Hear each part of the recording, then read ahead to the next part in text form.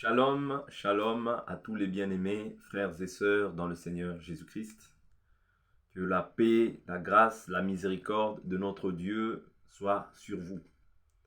C'est bien moi, votre bien-aimé le frère Patrick, qui vient encore au-devant de vous afin de partager autour d'un thème que nous allons intituler la prière.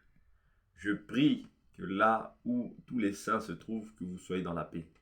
Que le Seigneur, Dieu, le Dieu de gloire, le Dieu de toute puissance, le Dieu de toute force, le Dieu créateur de l'univers visible et invisible, soit votre partage, qu'il soit votre paix, qu'il soit votre joie, qu'il soit votre succès, qu'il soit votre élévation, qu'il soit celui qui va vous faire du bien, celui qui veillera sur vous ainsi que sur vos familles. Qu'il prenne soin de vous.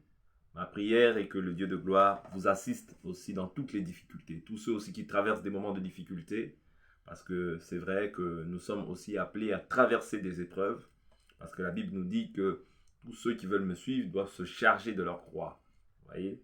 Donc nous savons aussi que, étant dans ce monde, nous allons être par moments persécutés, nous traverserons aussi des moments difficiles, mais néanmoins, cela ne veut pas dire que Jésus nous a abandonnés. Donc je prie aussi pour tous ceux qui traversent des moments difficiles, que Dieu vous assiste, que Dieu vous réconforte, que Dieu vous console, que Dieu vous soutienne, qu'il soit votre bouclier, qu'il soit votre appui. Confiez-vous en lui, parce que lui seul est juste. Lui seul nous soutient, même dans les moments les plus difficiles, même lorsque vous êtes abandonné, même lorsque vous êtes méprisé, négligé. Lui ne vous abandonne pas, parce qu'il a dit que si même une mère vous abandonne, moi je ne vous abandonnerai pas. Donc soyez richement bénis, frères et sœurs, dans le Seigneur Jésus-Christ. Ici, nous allons commencer à tout simplement prendre nos Bibles et nous allons commencer l'enseignement quant à la prière. Donc voilà, je vais vous inviter tout un chacun à prendre vos Bibles afin qu'ensemble, nous puissions toujours nous édifier. Selon qu'il est écrit, édifiez-vous chaque jour sur votre très sainte foi, afin que personne ne s'endurcisse par la séduction du péché. Donc, il est très important que nous puissions nous édifier autour de la parole. Néanmoins, du moins si nous sommes chrétiens, vous voyez, de s'édifier autour de la parole. Parce que la parole purifie, en fait. La parole a pour rôle de pouvoir éloigner tout ce qui est des ténèbres en nous. C'est comme la lumière. La lumière, elle a pour but de chasser les ténèbres. De même, la parole, elle a pour but de pouvoir anéantir tout ce qui est ténébreux en nous. Vous voyez? Parce que le but de la parole, c'est que nous puissions nous sanctifier autour de cette parole. Voilà pourquoi Jésus a dit à ses apôtres, sanctifie-les par la vérité. Ta parole est la vérité. Donc c'est la parole qui nous sanctifie. C'est la parole qui nous purifie. Et la foi vient de ce qu'on entend. Et ce qu'on entend vient de la parole du Christ. Voilà pourquoi nous ne devons pas négliger la parole. Celui qui néglige la parole, il néglige sa vie, il néglige son âme. Vous voyez? Or, il faut que notre âme puisse prospérer à tous égards, comme prospère l'état de notre âme. Vous voyez? Donc, c'est juste une petite exhortation pour vous pousser à comprendre qu'il est très important de suivre constamment des enseignements, afin que les enseignements puissent nous permettre nous permettre de pouvoir être distingués, vous voyez, de ceux qui ne vivent pas selon la parole. Vous voyez? Donc, nous allons commencer par le thème qui est la prière. Si éventuellement nous n'avons pas la possibilité de le faire en une seule émission, je vous prie de suivre aussi la seconde partie. Cela vous permettra d'avoir la connaissance à ce niveau-là. Donc, que le Dieu de gloire vous bénisse. Donc, nous allons rapidement dans le livre de Matthieu.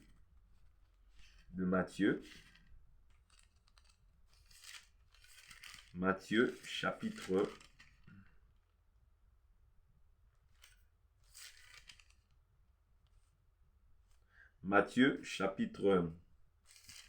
26, à partir du verset 41. Jésus dit, veillez et priez afin de ne pas entrer en tentation. L'esprit est bien disposé, mais la chair est faible.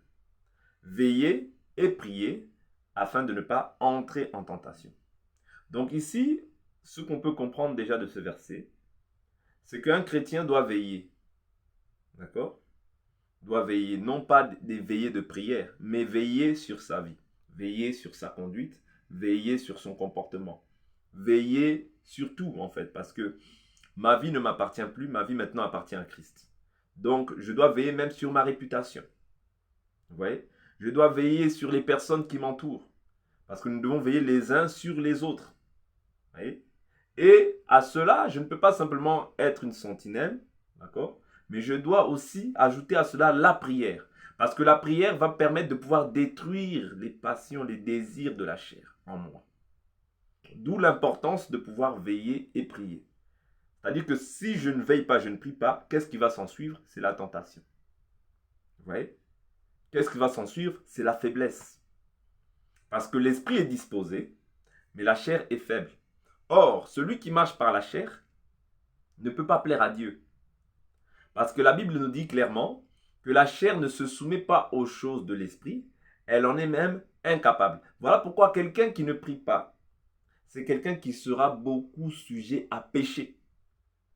Même si nous ne l'attrapons pas dans le vol physiquement, même si nous ne le voyons pas manifester des œuvres qui sont peut-être qui camouflent ces choses-là, mais nous pouvons croire qu'il n'y a pas simplement la souillure physique comme ça, mais il y a aussi la souillure de l'esprit.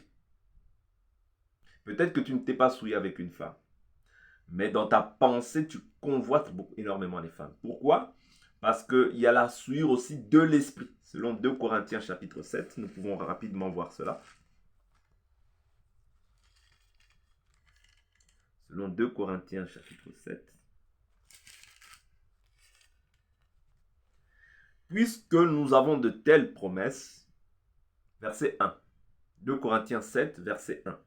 Puisque nous avons de telles promesses, bien-aimés, purifions-nous de toute souillure de la chair et de l'esprit, en développant jusqu'à son terme la sainteté dans la crainte de Dieu. Vous voyez?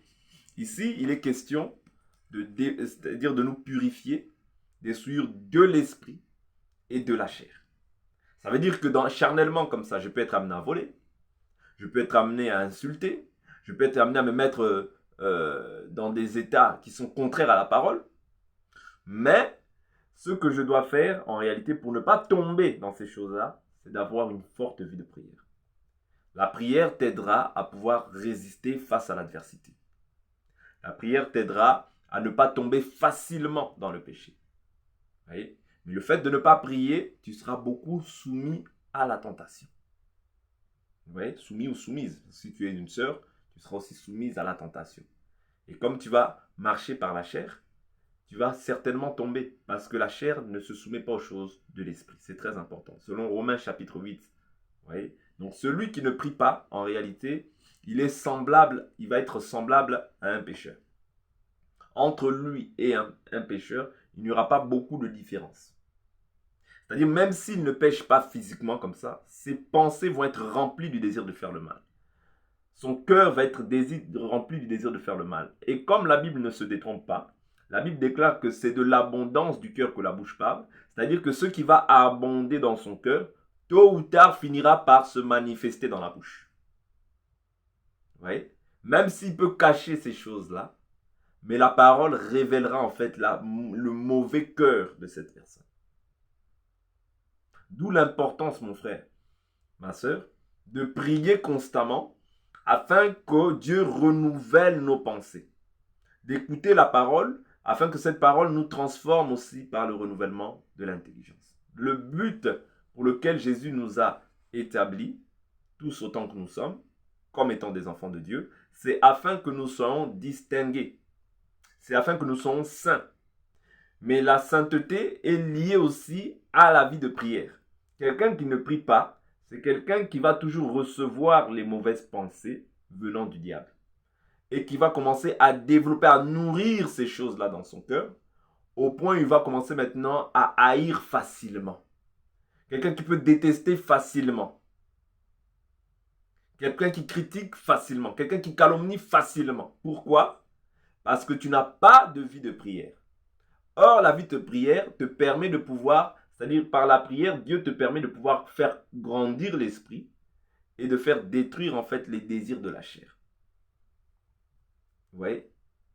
Voilà pourquoi le Seigneur dira, l'Écriture dira du moins, l'Écriture dira que, je vais prendre cette Écriture rapidement, je suis dans le livre de 2 Corinthiens aussi.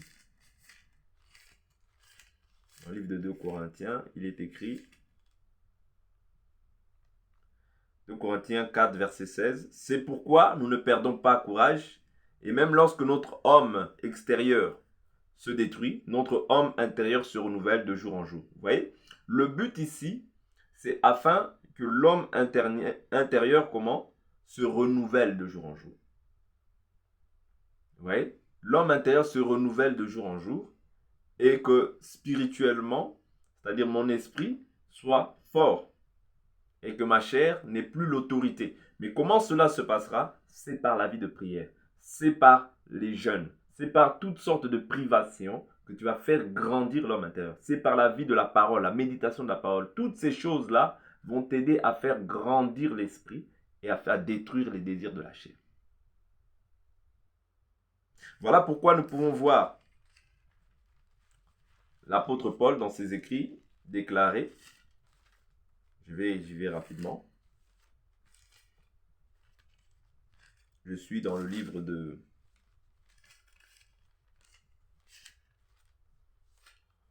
dans le livre de 2 Corinthiens, chapitre 2 Corinthiens, chapitre 12.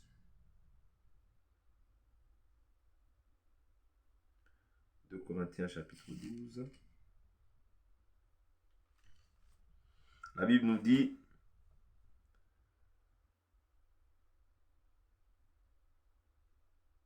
verset 2 Corinthiens, chapitre 12. Je vais prendre le verset 7. À cause de l'excellence de ces révélations, verset 7. À cause de l'excellence de ces révélations, et pour que je ne sois pas enflé d'orgueil, il m'a été mis une écharpe dans la chair, un ange de Satan, pour me souffléter, que je ne sois pas enflé d'orgueil.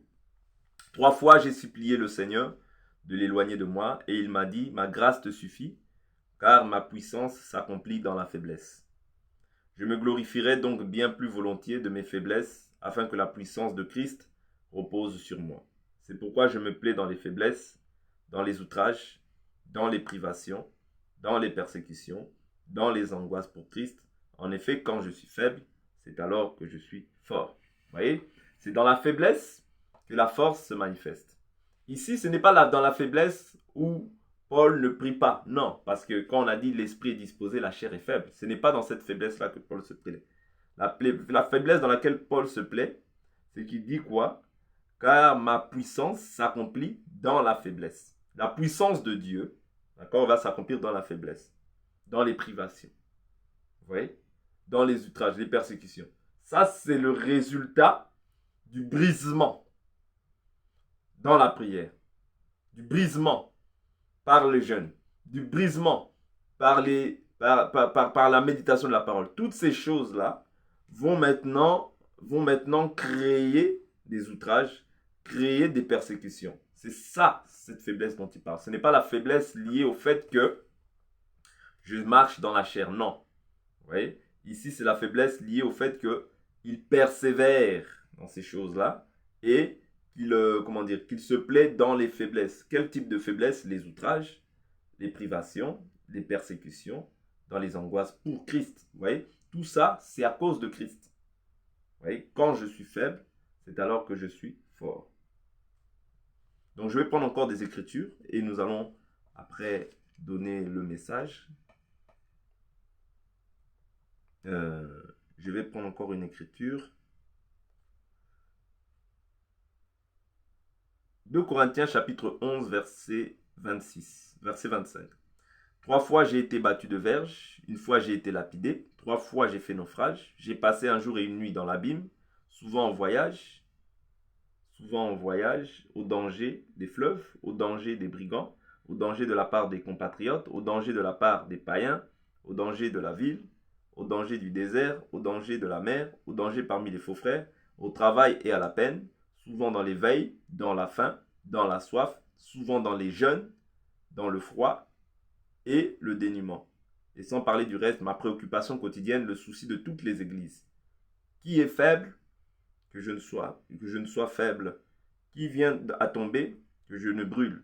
S'il faut se glorifier, c'est de ma faiblesse que je me glorifierai. Vous voyez, ici, il s'agit d'une faiblesse liée en fait aux souffrances, à la vie des prières, à la vie de consécration vis-à-vis de Dieu. Vous voyez?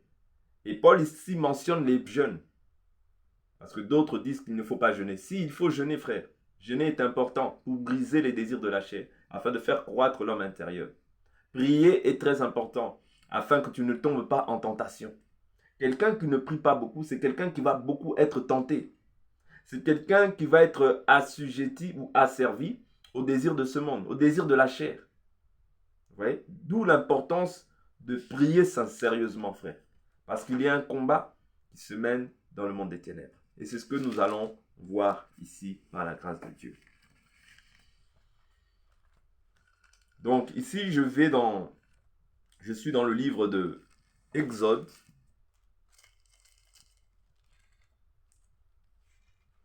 Dans le livre d'Exode.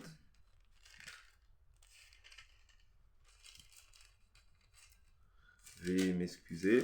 Exode, à partir du chapitre au chapitre 17. Exode au chapitre 17, le verset 8. C'est ça qui va être notre texte de base et nous allons continuer par la suite à donner d'autres versets. Exode chapitre 17, verset 8. Amalek vint combattre Israël à Réphidim. Alors Moïse dit à Josué, choisis-nous des hommes, sors et combat Amalek. Demain je me tiendrai sur le sommet de la colline, le bâton de Dieu à la main. Josué fit ce que Moïse lui avait dit pour combattre Amalek. Moïse, Aaron et Our montèrent au sommet de la colline. Lorsque Moïse élevait la main, Israël était le plus fort. Et lorsqu'il reposait la main, Amalek était le plus fort. Les mains de Moïse étant alourdies, ils prirent une pierre qu'ils placèrent sous lui et il s'assit dessus. Aaron et Our soutenaient ses mains, l'un d'un côté, l'autre de l'autre, et ses mains restèrent fermes jusqu'au coucher du soleil. Et Josué soumit Amalek et son peuple, en les frappant du tranchant de l'épée. L'Éternel dit à Moïse, écris ces choses comme souvenir dans le livre, et déclare à Josué que j'effacerai le souvenir d'Amalek de dessous les cieux. Moïse bâtit un autel et l'appela du nom de l'Éternel mon étendard. Il dit, parce qu'une main s'est élevée contre le trône de l'Éternel, il y aura guerre de l'Éternel contre Amalek de génération en génération. J'ai dit, c'est ce texte de base sur lequel nous allons nous exhorter par rapport à la prière. Donc ici, nous voyons Israël lorsqu'ils sont sortis d'Égypte, l'Égypte symbolisant le monde, la sortie de l'Égypte symbolisant le désert, dans lequel nous sommes aujourd'hui jusqu'à l'enlèvement, nous voyons qu'il y a eu des combats qui se sont levés. Une main qui s'est levée contre Dieu, contre le peuple de Dieu. Vous voyez? Ici, il s'agissait d'Amalek. Mais nous devons comprendre que la Bible nous dit, dans 1 Pierre chapitre 5, le verset 8, votre adversaire, le diable, rôde comme un lion rugissant, cherchant qui dévorer. Résistez-lui comment? Ferme dans la foi, sachant que cette difficulté est attribuée à vous et à tous vos frères partout dans le monde. C'est-à-dire, le diable, comme il rôde, il peut rôder autour de n'importe qui. Parce que le diable, c'est un esprit. Souvenez-vous, lorsque Jésus, souvenez-vous dans Matthieu chapitre 16, lorsque Pierre dit à Jésus, tu es le Christ, le Fils du Dieu vivant, Jésus lui dit, ah, ce n'est ni la chair ni le sang qui t'a révélé ces choses, mais c'est mon Père qui est dans les cieux qui te les a révélées. Vous comprenez? Mais par la suite, Pierre, dans la même discussion, Pierre commence à dire à Jésus commence à dire, bon, que le Fils de l'homme est venu, qu'il va mourir et tout, nanana. Vous voyez, il commence à résister ces choses. Et Pierre commence à dire non, Seigneur, cela ne t'arrivera pas. Mais le Seigneur lui dit quoi? Arrière de moi, Satan. Est-ce que Pierre, physiquement, comme ça, était Satan? Non. Satan, c'est un esprit. Vous voyez? C'est un esprit. Un ange déchu. Vous voyez? Un ange déchu. Mais les anges sont des esprits. Mais aujourd'hui, cet ange-là, c'est un ange déçu. Vous voyez? C'était un chérubin protecteur dans le ciel. Mais aujourd'hui, c'est un ange déchu. Donc, ici, ce que je veux faire comprendre par là, c'est que la pensée que Pierre a exprimée, voilà pourquoi j'ai dit qu'il faut d'abord que la pensée de ton cœur abonde et ensuite cette chose-là sort. Comme le cœur de Pierre, d'accord? Satan, pendant un temps, est passé pour pouvoir manifester une pensée qui peut être bonne à la manière des hommes, mais qui était contraire à Dieu selon sa volonté. Parce que Jésus est venu pour mourir. Parce qu'il dit, personne ne m'ôte la vie, mais c'est moi qui la donne pour la vie du monde. Ça veut dire qu'il donne sa vie volontairement. Vous voyez? Non par obligation, non par forcing, mais il donne sa vie volontairement pour la vie du monde. C'est-à-dire l'ordre de mission de Jésus, c'était de venir pour mourir. Or, si Jésus ne meurt pas, nous ne sommes pas sauvés. Notre foi est vaine. Vous voyez? Donc, si Jésus est venu, c'est afin de pouvoir mourir, afin qu'il ressuscite et que nous puissions bénéficier de la vie. Vous voyez? C'est ça le but pour lequel Jésus est venu sur terre. Mais maintenant, Pierre, animé d'une mauvaise pensée, déclare non, tu ne mourras pas. Le Seigneur dit arrière de moi, Satan. C'est-à-dire nos pensées doivent être constamment renouvelées. Voilà pourquoi quelqu'un qui n'a pas de vie de prière, c'est quelqu'un en qui Satan va puiser, c'est-à-dire ses pensées, en qui Satan va déverser du moins ses pensées, afin qu'il puisse manifester aussi c'est-à-dire ces pensées-là physiquement. Parce que le but, c'est que quand tu reçois une pensée, c'est que tu puisses maintenant être renouvelé dans ta pensée. Mais si tu n'es pas renouvelé dans ta pensée, cette pensée-là va s'étendre au point de croître et au point de te faire manifester maintenant des choses qui sont contraires à la parole. Donc il est écrit que Amalek s'est élevé, d'accord? Nous ici, nous voyons Amalek comme étant l'image du diable, parce que le diable va s'élever d'une manière ou d'une autre. Quand nous croyons, vous voyez, nous devons être emmenés dans le désert, parce que Jésus aussi a été emmené dans le désert pour être tenté par Satan. De la même manière, la Bible nous dit, tel il est, tel nous sommes nous. C'est-à-dire que si lui a été tenté, nous aussi nous serons tentés. Parce que notre vie, d'accord, notre vie, qu'est-ce que je veux dire, notre vie, et aussi la tentation fait partie aussi de la foi. Vous voyez, ne vous trompez pas en vous disant que, en vous consolant ou en vous disant que comme je suis sauvé, bon c'est bon, je suis dans le repos. Non. Le repos, oui, nous l'avons en nous. Le repos, c'est Christ en nous. Jésus a dit, venez à moi, vous tous qui êtes fatigués et chargés, je vous donnerai le repos. Le repos, c'est Christ en nous. Mais ce même repos-là va susciter aussi l'adversité. C'est-à-dire la manière de vivre, la manière de me comporter va maintenant faire en sorte que qu'il y ait des personnes qui s'élèvent contre moi, qu'il y ait des personnes qui puissent dire non, celui-là n'est pas comme nous. Vous voyez, l'adversité va s'élever, d'accord, pour pouvoir maintenant me combattre. Mais dans ce combat-là, est-ce que je dois pleurer? Dans ce combat-là, est-ce que je dois m'effondrer? Oh, tous t'abandonnent. Est-ce que tu dois pleurer? Est-ce que tu dois te morfondre? Non. Ce que Dieu voudrait, c'est que tu puisses aussi combattre le bon combat de la foi. Saisir la vie éternelle. Comment est-ce que tu vas la saisir? Dans la prière. Ici, le secret, c'était la prière. Le secret de la victoire, ici, c'était simplement la prière. Nous voyons ici, la Bible nous dit au verset 9. Alors Moïse dit à Josué, choisis-nous des hommes, sors et combat Amalek. Demain, je me tiendrai sur le sommet de la colline, le bâton de Dieu à la main. Vous comprenez? Josué fit ce que Moïse lui avait dit pour combattre Amalek. Moïse et Aaron et Our montèrent au sommet de la colline. Vous voyez? Lorsque Moïse élevait la main, Israël était le plus fort. Et lorsqu'il reposait la main, Amalek était le plus fort. Ah! Ici, nous devons comprendre qu'est-ce que c'est que lever la main. Allons rapidement voir ce que notre cher frère Paul a déclaré sur cela. Je suis dans le livre de 1 Timothée chapitre 2.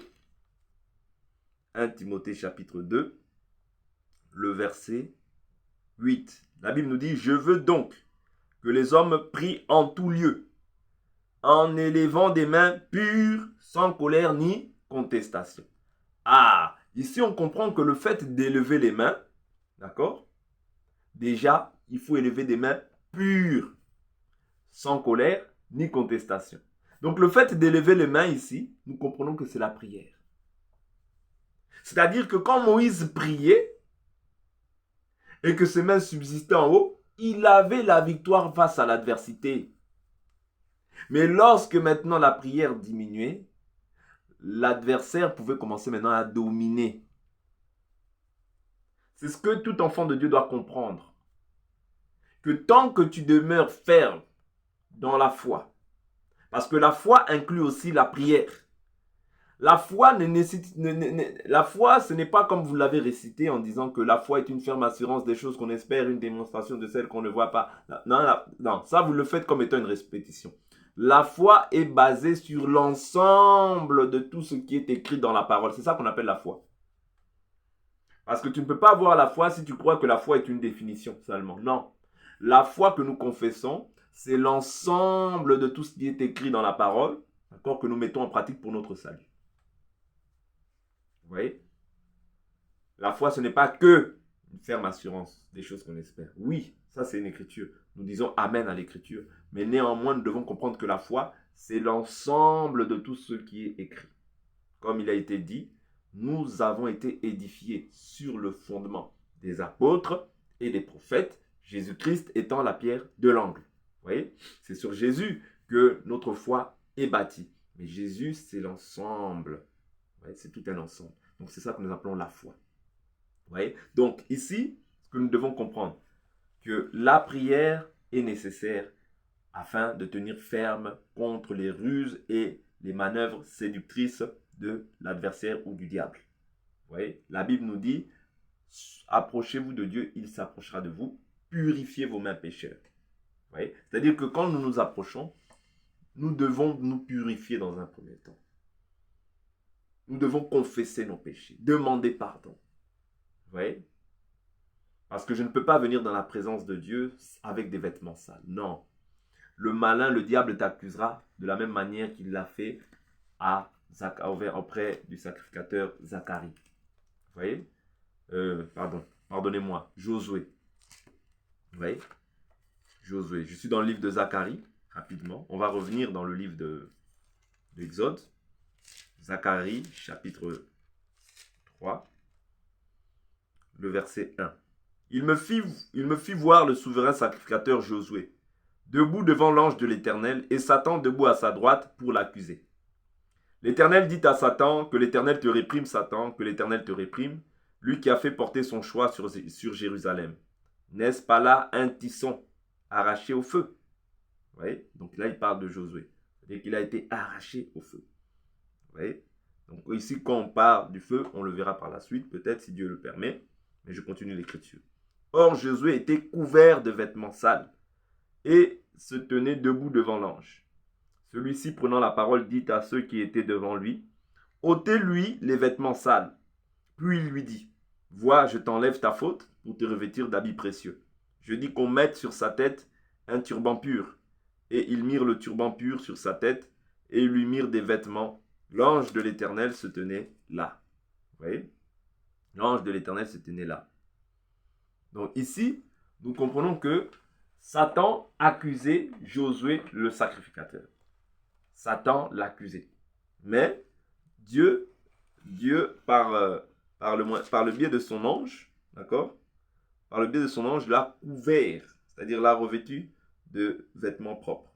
Ouais. L'a revêtu de vêtements propres. Or, bon, nous comprenons que l'ange de l'Éternel, c'est aussi Dieu. Ouais. Dieu l'a revêtu de vêtements propres. Mais tant qu'il était dans le péché, Satan l'accusait. Voilà pourquoi lorsque nous nous approchons de Dieu, il faut que nous soyons purs. Il faut que nous élevons des mains pures. Parce que tant que nous n'élevons pas des mains pures, Satan nous accuse. Vous voyez? Parce que le rôle, il est l'accusateur de nos frères. Donc lui, lorsqu'il vient, c'est pour accuser. Accuser les frères. Et ce n'est pas pour justifier. Non, lui, c'est pour accuser les frères. afin que les frères ne trouvent pas grâce. Vous voyez? Selon même Apocalypse 12, lorsque nous voyons cela, on peut lire ça rapidement. Ce sera toujours intéressant ou important pour avoir de la matière, hein, aussi avoir des versets. Apocalypse chapitre 12, à partir du verset 10. Et j'entendis du ciel, une voix forte qui disait, maintenant est arrivé le salut, ainsi que la puissance et le règne de notre Dieu, et l'autorité de son Christ. Car il a été précipité, l'accusateur de nos frères, celui qui les accusait devant notre Dieu, jour et nuit. Ouais. Ils l'ont vaincu à cause du sang de l'agneau, et à cause de la parole de leur témoignage, et ils n'ont pas aimé leur vie jusqu'à craindre la mort. Donc ici on voit que c'est Satan, parce que si vous montez un peu plus haut, au verset 9, la Bible nous dit, il fut précipité le grand dragon, le serpent ancien appelé le diable et Satan. Vous voyez? Donc, ici, celui qui a été précipité, c'est le diable. Mais lorsqu'il est précipité, qu'est-ce qu'il vient faire encore? C'est pour nous accuser auprès du Père. Voilà pourquoi nous, étant des enfants de Dieu, nous devons au préalable nous examiner. Lorsque les choses ne vont pas, lorsque les choses tournoient, lorsque les choses n'avancent pas, nous examiner pour voir si nous avons péché. Et si nous avons nos péchés, réparer. Vous voyez, réparer afin que notre offrande, notre prière, d'accord, soit agréée auprès du Seigneur. Vous voyez? Donc, c'est très important. C'est très important. Donc, ce qu'il faut comprendre par là, lorsque tu t'approches de Dieu, lorsque tu es dans la présence de Dieu, lorsque tu es constamment dans la prière, bien que l'ennemi rôde, il ne pourra pas contre toi. Parce que tu auras toujours la supériorité. Ne te console pas en te disant que comme j'ai Jésus, c'est bon, cela suffit. Non, mon frère, ma soeur, il y a aussi la partie, parce que si on peut dire ça ainsi, il y a la part de Dieu, mais il y a aussi la part de l'homme. C'est-à-dire la part de l'homme, c'est quoi? C'est de persévérer dans la prière. La part de l'homme, c'est quoi? Méditer la parole. La part de l'homme, c'est quoi? Se sanctifier davantage. C'est-à-dire que tant que tu n'auras pas saisi que tu dois prendre aussi les armes pour les mettre en pratique, eh bien, tu seras toujours une proie pour l'ennemi. Tu seras toujours dans des complications, dans des maladies, dans des souffrances perpétuelles. Pourquoi? Parce que tu n'as pas compris en fait la manière dont il faut combattre dans le champ. Vous voyez? Nous sommes dans un combat. La Bible nous dit, combat le bon combat de la foi. Ça veut dire que nous sommes dans un combat. Et la Bible nous déclare que tout lutteur, d'accord? Tout lutteur s'abstient. On peut prendre l'écriture rapidement dans le livre de 1 Corinthiens. Tout lutteur. J'aime beaucoup cette écriture, ça va nous permettre de pouvoir, voilà. 1 Corinthiens 9, 24, la Bible nous dit, ne savez-vous pas que ceux qui courent dans le stade courent tous, mais qu'un seul reçoit le prix? Courez de manière à l'obtenir. Tout lutteur, vous voyez, quand on lutte, ça veut dire qu'il y a un adversaire, il y a l'adversité, vous voyez? Donc tout lutteur s'impose toute espèce d'abstinence, eux pour recevoir une couronne corruptible, nous pour une couronne incorruptible. Vous voyez? Donc le but, c'est afin que nous puissions bénéficier de la couronne incorruptible. Je dois prier. Prier est nécessaire pour ma survie, pour que je demeure debout. Sinon, si je ne prie pas, je vais tomber et l'adversaire va dominer. Or, l'adversaire ici, comment est-ce qu'il va venir dominer? Parce que les choses qui étaient physiques aujourd'hui ont pris un aspect spirituel. Vous voyez? Ont pris un aspect spirituel. Ça veut dire qu'aujourd'hui, je suis en Jésus. D'accord? Je ne peux pas me conforter en disant que comme j'ai Jésus, c'est bon. Non! J'ai Jésus, je dois persévérer. Celui qui persévérera jusqu'à la fin, c'est celui-là qui sera sauvé. Mais celui qui ne persévère pas dans la prière, dans les jeûnes, dans la méditation de la parole, dans l'enseignement, son salut sera caduc. Ce sera un salut caduc parce que la Bible nous dit, l'héritier, tant qu'il est enfant, ne diffère en rien d'un esclave, bien qu'il soit maître de tout. C'est-à-dire, tu peux être maître de tout, tu as reçu Dieu dans ta vie. Mais comme tu ne prends pas les armes que Dieu a réservées pour ta vie, c'est-à-dire que tu restes toujours le même, hier, aujourd'hui et éternellement. Or, nous sommes appelés à croître. Parce que Jésus dira que l'esclave ne demeure pas dans la maison. L'esclave ne demeure pas dans la maison. Vous voyez? Mais le fils, il demeure. Vous voyez? Si le Fils vous affranchit, vous serez réellement libre. Vous connaîtrez la vérité vous affranchira. Ça veut dire qu'il y a tout un processus aussi à suivre dans la marche. Oui. Dans la marche, il y a un processus qui est lié à la vie de prière. Il y a un processus qui est lié c'est-à-dire à l'abandon du péché. Mais le péché va subsister parce que n'oubliez pas que cette chair a été condamnée au péché. Voilà pourquoi pour détruire les désirs de la chair, il faut se dépouiller des œuvres mortes. Comment est-ce que je vais me dépouiller des œuvres mortes? Ce n'est pas simplement par la prédication. Oui, la prédication a son effet, mais la prédication associée à la prière, associée aussi au jeûne. Parce que Paul dit, je me plais dans les jeûnes, dans les privations. Ouais. C'est-à-dire quand je suis faible charnellement, c'est alors que je suis fort. C'est-à-dire quand je suis faible charnellement, alors l'esprit grandit. Alors j'ai l'autorité sur l'ennemi. Mais tant que je ne suis pas dans ce style de vie, je vis comme tout le monde. Vous voyez?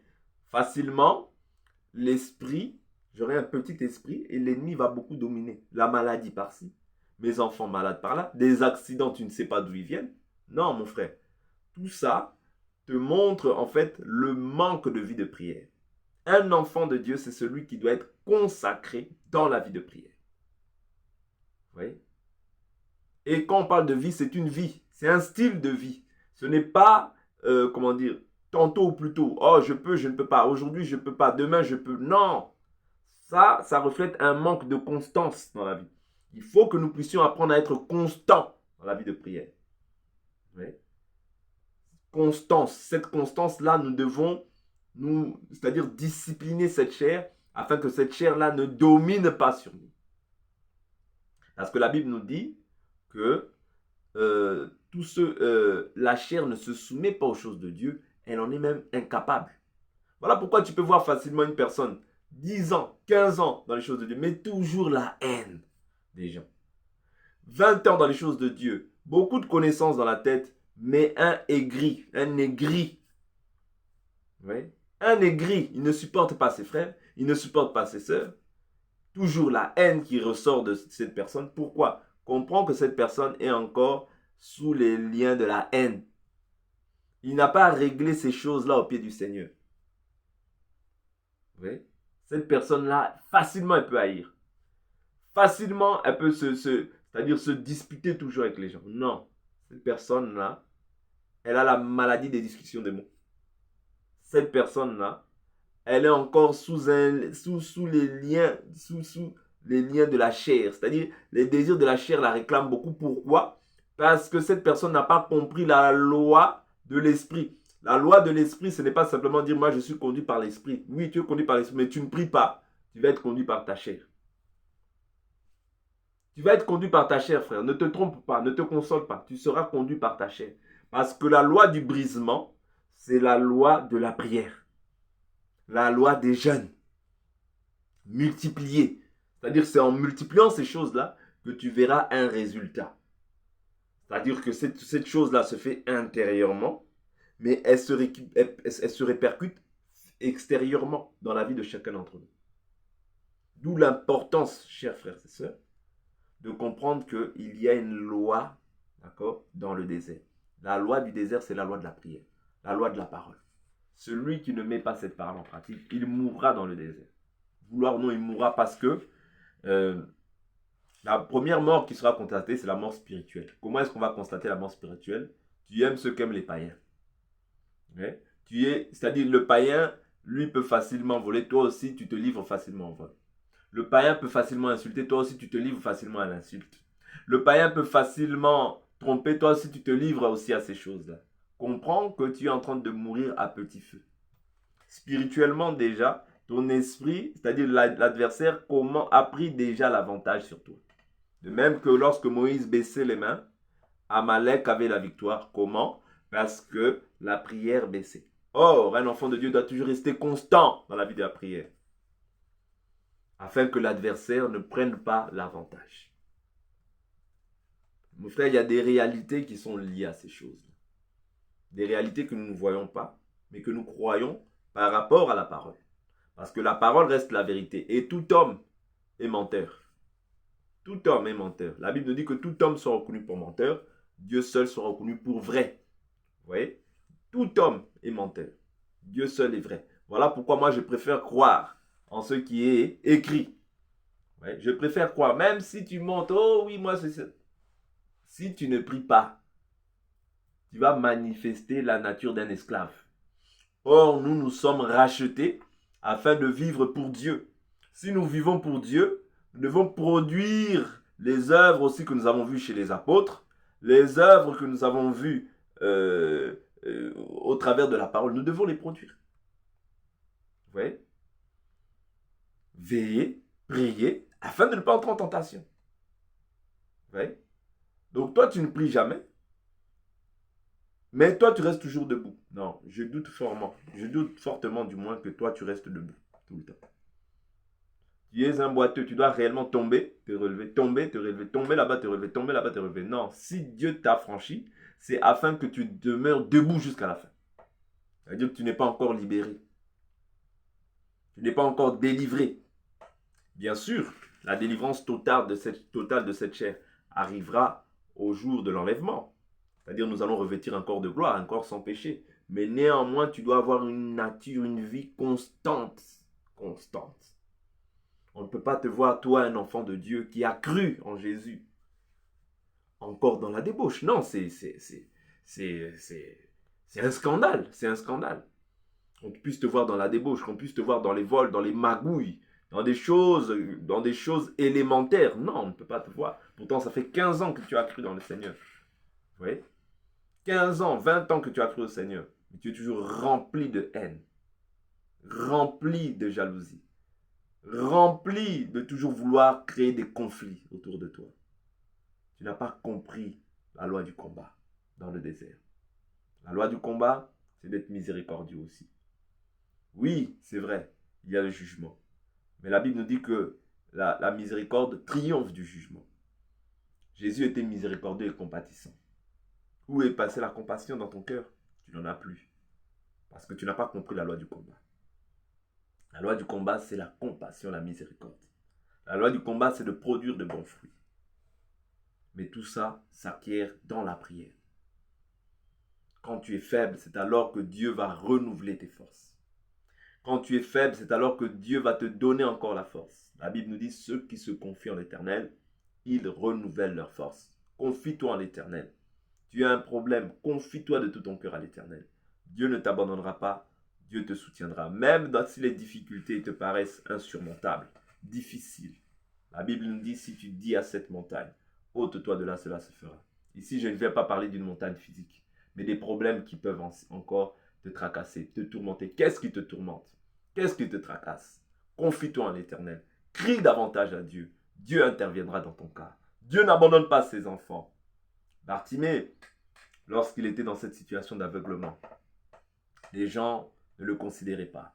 Il était un homme déconsidéré, un homme mendiant, un homme qui était méprisé de la société. Mais Dieu, un jour, lui a fait faveur. Quand il criait, les gens étaient là tout autour de lui pour faire en sorte qu'il ne prie pas, pour faire en sorte qu'il puisse arrêter. Il y aura toujours des gens, quand tu vas commencer à élever des prières, qui vont se lever pour que tu arrêtes de prier, qui vont se lever pour que tu arrêtes de pouvoir crier à Dieu. Sache que lorsque les gens s'élèvent, ta délivrance est proche. La délivrance de Bartimée était proche. Il aurait pu s'arrêter à ce moment-là. Mais ce qui a fait sa délivrance, c'est qu'il a persévéré dans le cri. Persévéré dans le cri. Et sa délivrance est arrivée. Le Seigneur lui a dit, que veux-tu que je fasse? Il a dit que je recouvre la vue. Et il a recouvert la vue. Frère, sœur, ne te relâche pas. Peu importe le problème que tu traverses. Peu importe les difficultés que tu traverses. Ne te relâche pas. Ici, je viens t'encourager à persévérer dans cette voie. C'est vrai, par moments, tu peux voir comme si les choses n'avançaient pas. C'est vrai, par moments, tu peux considérer les réalités. Mais la réalité n'est pas la vérité. Laisse-moi te dire que la réalité n'est pas la vérité. La réalité, c'est une situation que tu traverses, que tu peux voir avec tes deux yeux. Mais la vérité est tout autre, parce que la vérité, c'est la parole. Or, la parole n'a pas de limite. Toi, tu peux avoir des limites dans tes raisonnements, dans ta manière de voir. Moïse, lorsqu'il est arrivé devant la mer, il était limité. Il était limité parce qu'il a regardé à la réalité. La réalité pouvait le bloquer. La réalité pouvait le bloquer face à cette mer rouge. Plusieurs soldats qui arrivent par derrière. Oui, une armada de soldats qui arrivent. Avec Pharaon. Israël qui est là. Moi avec tout ce peuple. Comment ferais-je, Seigneur? La mer rouge est devant de moi.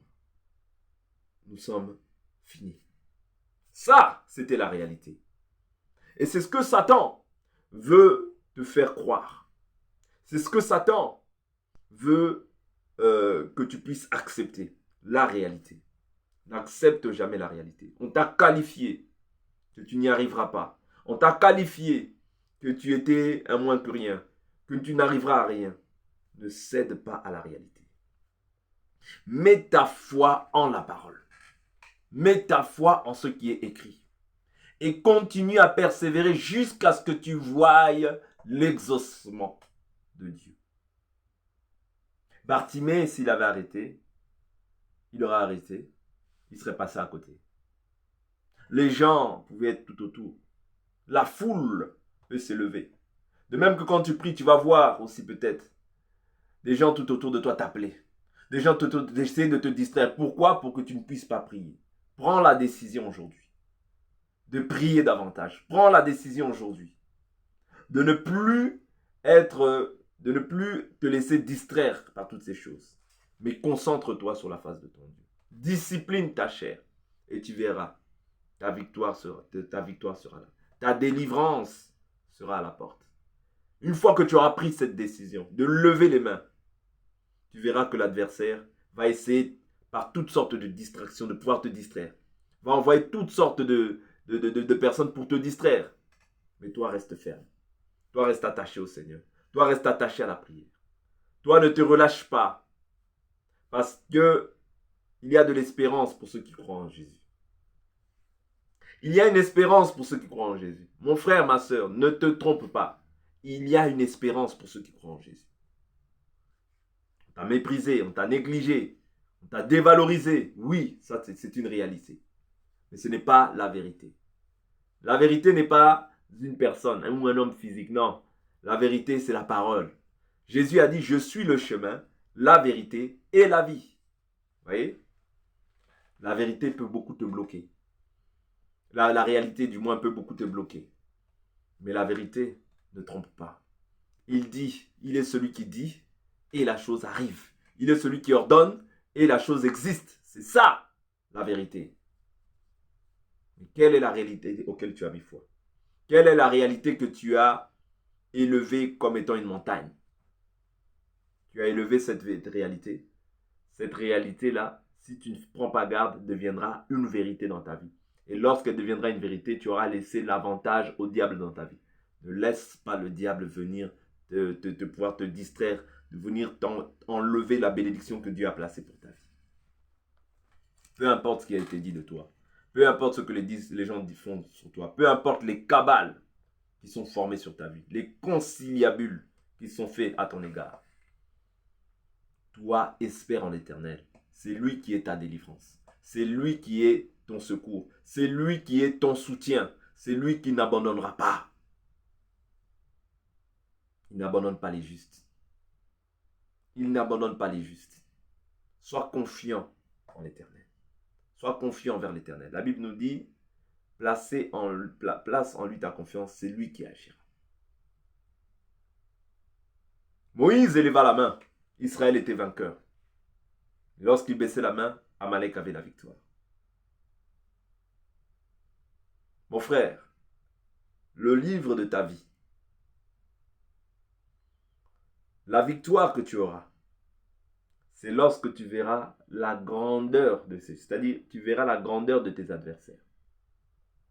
Mais la victoire, tu ne l'obtiendras pas en pleurant. Non, la victoire, tu l'obtiendras lorsque cette montagne-là tombera. C'est alors que ta victoire te donnera aussi de l'assurance. Voilà pourquoi il faut que tu comprennes que plus l'adversaire est grand, plus la victoire est belle. Quel est l'adversaire qui te tourmente? La maladie. Quel est l'adversaire qui te tourmente? Des hommes qui se sont réunis. L'homme est un homme et non Dieu. Toi, laisse-les tes adversaires. Laisse-les continuer à te persécuter. Laisse-les continuer à s'élever. Laisse-les continuer à te maudire, à te haïr, à haïr même tes enfants s'il le faut. Laisse-les. Toi, prie. La Bible nous dit, priez pour ceux qui vous maudissent. Priez pour ceux qui vous persécutent. Bénissez-les et ne maudissez pas. Quand quelqu'un te maudit, toi, continue à prier pour lui en bien. Quand quelqu'un te persécute, toi, ne tiens pas compte de ses persécutions, mais prie pour lui. Prie pour lui afin que Dieu lui accorde la repentance. Prie pour lui parce qu'il ne sait pas ce qu'il fait. Sache que ça, c'est l'esprit du diable qui l'a déjà emporté pour qu'il puisse te combattre. Mais toi, tu dois prier pour lui. C'est maintenant que le combat s'élève. C'est maintenant que tu dois commencer à prier. Pas demain, demain sera trop tard. Change, réforme tes voies aujourd'hui. Prends courage. Prends courage. Lève-toi en prière. Ne te décourage pas.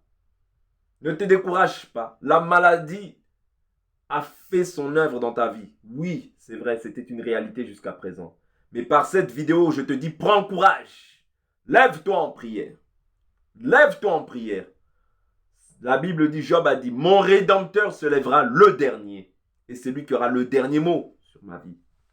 Prends courage. Tous t'ont abandonné. Prends courage. Ne te décourage pas. Maintenant, le combat s'élève dans ta vie. Une main s'est élevée contre la vie d'un enfant de Dieu. Dieu ne laissera pas. Prends courage. Sois intègre dans tes voies. Élève des mains pures, sans colère ni contestation. Dieu t'accordera la victoire.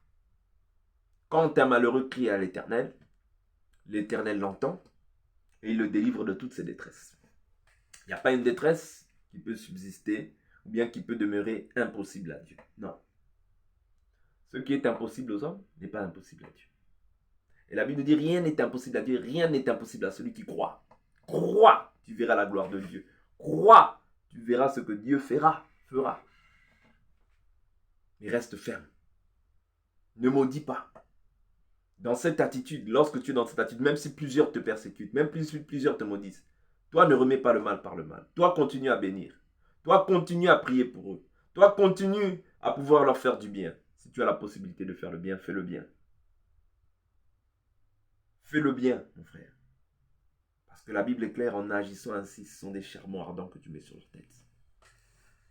Le jugement commencera par la maison de Dieu. Mais mon frère, ma soeur, je t'exhorte à la prière. Ici, c'est un enseignement que je donne, afin que tu comprennes que nous sommes dans un combat. Nous sommes dans un combat. Et le combat n'a pas de visage. C'est-à-dire, il n'y a pas de visage. Peut-être que c'est un adversaire que tu connais, une personne qui te combat, mais que tu connais, que tu vois, à qui tu dis bonjour. Mais dans son cœur, il te maudit. Dans son cœur, il cherche comment est-ce que tu vas tomber.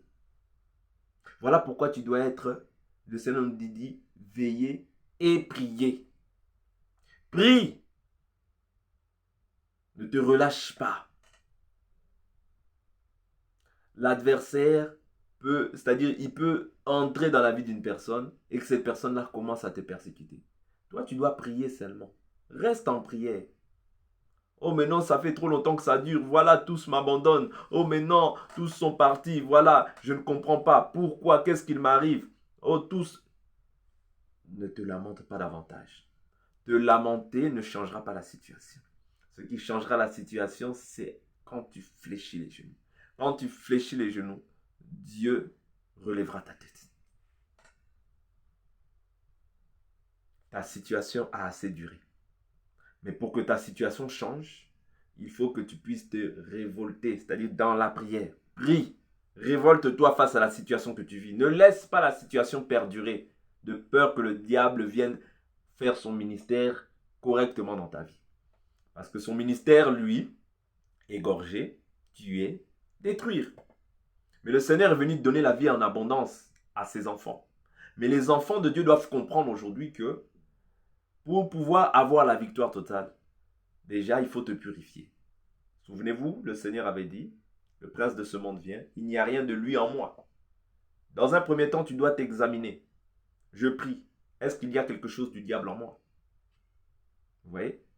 Parce que le fait qu'il y ait quelque chose du diable en toi, comme nous l'avons vu tout à l'heure, le diable vient réclamer. C'est-à-dire, toi, tu viens prier. Mais c'est-à-dire le fait que le diable vient réclamer ce qui est en toi, la haine appartient au diable. Ouais, la colère exagérée. Ouais, les conflits, un homme conflictuel, une femme conflictuelle, toujours. Ça appartient au diable. Voilà pourquoi maintenant le diable peut agir dans ta vie. Tu dois d'abord te dépouiller des œuvres mortes. Tu dois d'abord commencer à examiner ton cœur. Est-ce qu'il y a quelque chose du diable en moi? Est-ce qu'il y a des choses qui font que le diable puisse m'accuser auprès de Dieu? Si tel est le cas, n'avance pas plus. Va d'abord réparer. Une fois que tu as réparé, reviens et lève la prière à Dieu. Tu verras ce qui se passera. Et si tu ne vois pas aujourd'hui, ne te décourage pas aussi. Persévère comme Bartimée. Chers frères et sœurs, c'est très important. Nous devons comprendre qu'un enfant de Dieu vit constamment le combat.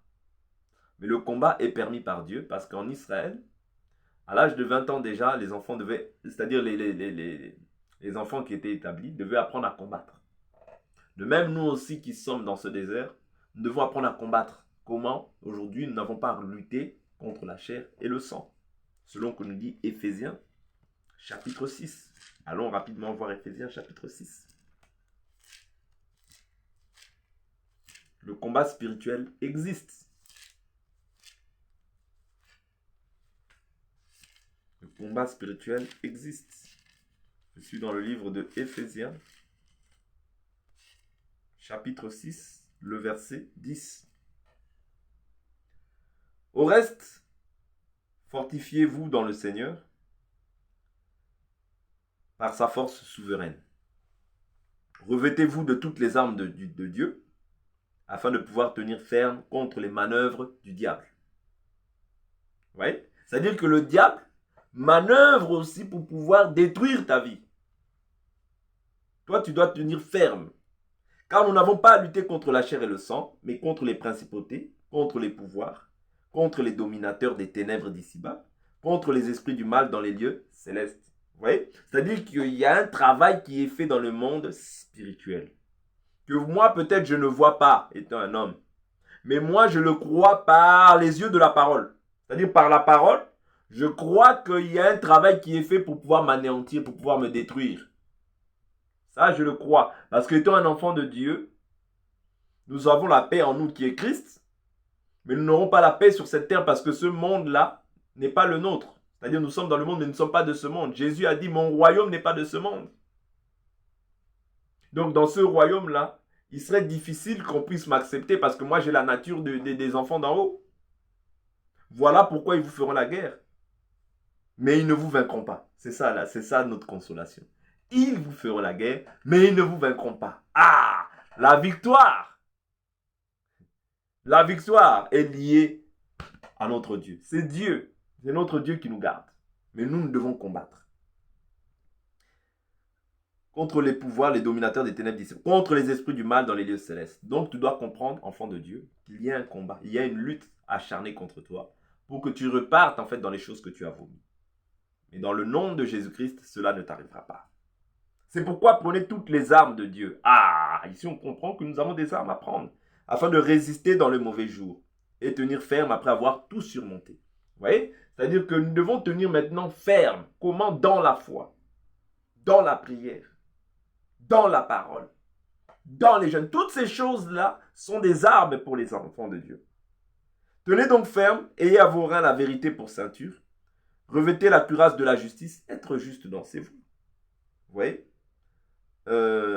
Mettez-vous pour chaussures à vos pieds les bonnes dispositions que donne l'évangile de paix. Vous voyez? Donc être bien disposé pour l'évangile, être disponible pour l'évangile. Prenez en toutes circonstances le bouclier de la foi. Avoir la foi. Vous voyez, pas la foi en une personne, la foi en la parole. Qu'est-ce qui est écrit? Avec lequel vous pourrez éteindre tous les traits enflammés du malin. Vous voyez?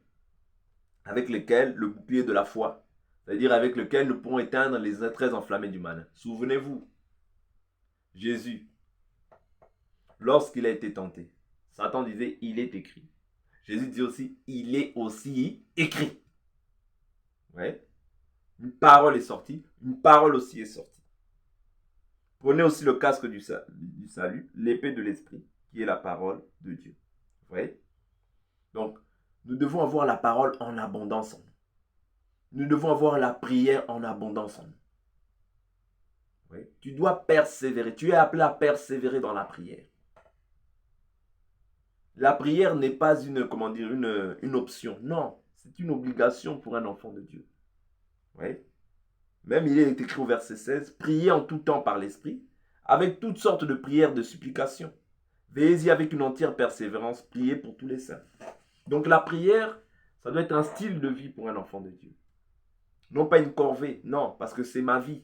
Vous voyez? Quand tu es saint, tu es mis à part. Tu es mis à part pour offrir ton corps, offrir des victimes spirituelles agréables à Dieu par Jésus-Christ, par le moyen de la prière, et offrir des actions de grâce à Dieu. Par lui offrir sans cesse, le fruit de vos lèvres. Vous voyez? Donc on doit offrir toute notre vie à Dieu. Notre vie est dédiée à Dieu. Vous voyez? C'est très important, chers frères et sœurs. Nous devons comprendre ces choses-là afin d'être des gens qui persévèrent. Mais ne pas être des fainéants spirituels dans la prière. Non. Nous devons être des gens qui persévèrent dans la prière. C'est très important. C'est par là qu'il y aura le renouvellement de la pensée. C'est par là que tu peux aimer sans haïr. C'est par là que tu peux nourrir, développer le fruit de l'esprit. Les fruits de l'esprit. C'est-à-dire l'amour qui va engendrer tout le reste des fruits de l'esprit. La joie, la paix. Mais quand tu n'as pas la prière, tu vas haïr facilement. Pourquoi? Parce que tu seras le dépôt par lequel Satan va passer pour pouvoir déposer en fait, c'est la méchanceté. La méchanceté, la haine, la jalousie, tout ça va se manifester en toi parce que tu n'as pas compris comment est-ce qu'il faut la loi de la prière. Oui, la loi de l'esprit en Christ Jésus, c'est la vie de la prière. Mes frères, soyons fermes dans ces choses. Ne nous consolons pas en disant que je suis sauvé, c'est bon, la prière est secondaire. Non, la prière est essentielle à la vie d'un enfant de Dieu. Un enfant de Dieu qui ne prie pas, nous l'avons vu avec Amalek, Amalek va prendre le dessus. Or, Amalek, ici, c'est l'image du diable qui va prendre le dessus parce qu'aujourd'hui, ce n'est pas un combat physique avec des épées, non. Mais aujourd'hui, c'est un combat qui est spirituel. Pour faire en sorte que Amalek ne puisse pas dominer sur toi, tu dois absolument veiller sur ta vie, bien sûr, et ajouter à cela la prière. Afin que Dieu soit toujours ton secours, Dieu soit toujours ton bouclier, ta forteresse, et que tu ne puisses pas être enveloppé par le péché. Parce que le péché peut se manifester, mais le péché peut aussi t'envelopper. Tu peux être aussi enveloppé du péché. Tu peux être aussi endurci. Parce que la Bible nous dit que exhortez-vous chaque jour sur votre très sainte foi, afin que personne ne s'endurcisse par la séduction du péché. Vous voyez? C'est-à-dire le péché a le pouvoir aussi de t'endurcir et de pouvoir t'éloigner en fait de la présence du Seigneur. Prenons garde, mes frères, les jours sont mauvais. En tout cas, je reviendrai, si Dieu le permet, pour une seconde partie. Mais néanmoins, j'ai pris à peu près tous les points essentiels à la prière. D'ici là, que Dieu vous bénisse, qu'il vous fasse du bien, qu'il vous assiste à tous les saints et qu'il protège vos foyers. Et aucune difficulté n'est trop importante pour notre Dieu. Sachez que toutes les montagnes qui s'élèvent dans vos vies tomberont par le moyen de la prière. Que Dieu, le Dieu de grâce, le Dieu de bonté, le Dieu fidèle, vous bénisse et qu'il soit avec vous toute cette journée. À bientôt pour la prochaine vidéo. Bye bye, frères et sœurs.